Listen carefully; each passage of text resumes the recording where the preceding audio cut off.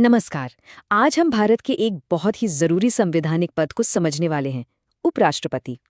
ये कहानी है एक तरह से उस अल्टीमेट बैकअप की जो ये पक्का करता है कि देश के सबसे ऊंचे पद की कुर्सी कभी कभी भी खाली न रहे। चलिए इसे ऐसे समझते हैं। मान लीजिए कि भारत एक बहुत बड़ा परिवार है।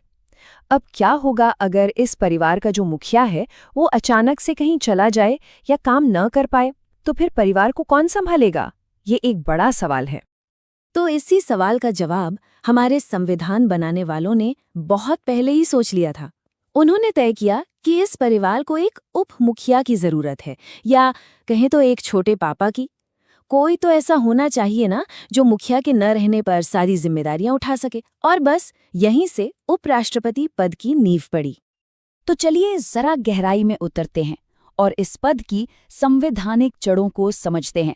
मतलब आखिर ये पद बनाया ही क्यों गया और कौन है जो इस पद पर बैठ सकता है? देखिए, इस पूरी व्यवस्था की शुरुआत होती है आर्टिकल 63 से।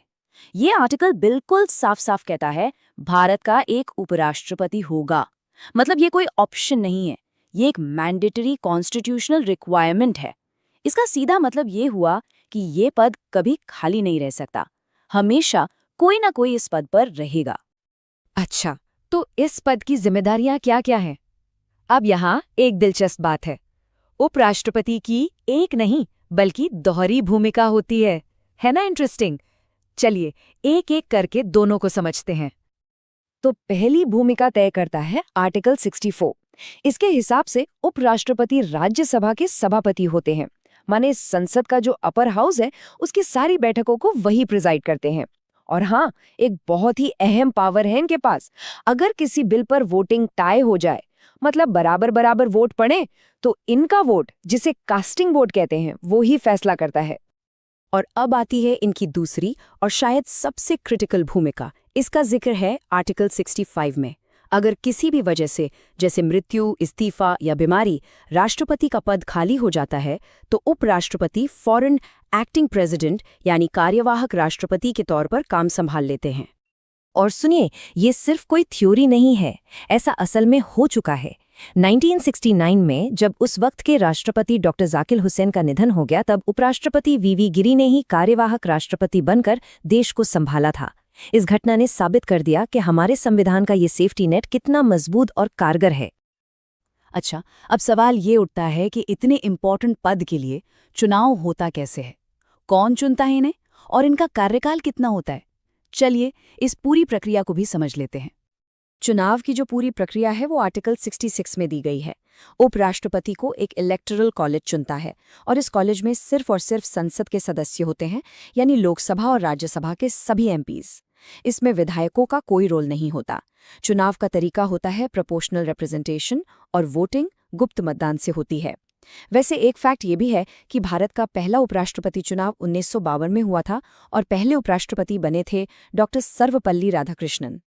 यहीं पर एक बहुत बड़ा और जरूरी फर्क समझना होगा।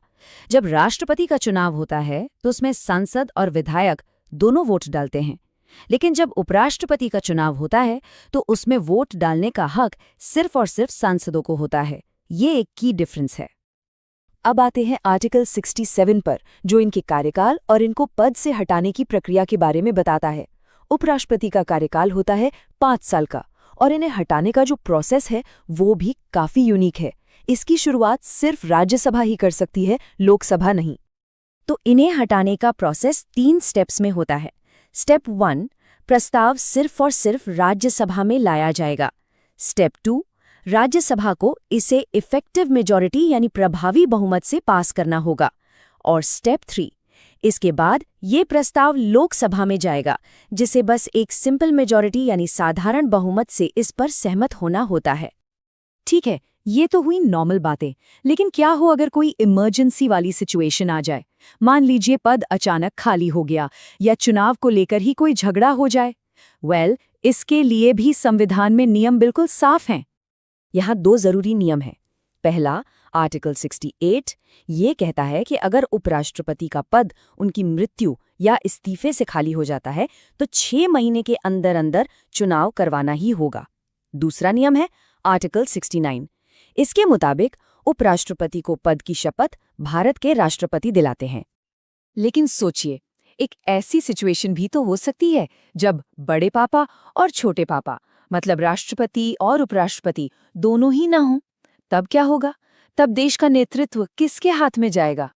इसका जवाब हमें मिलता है आर्टिकल 70 और इतिहास की एक असल घटना से।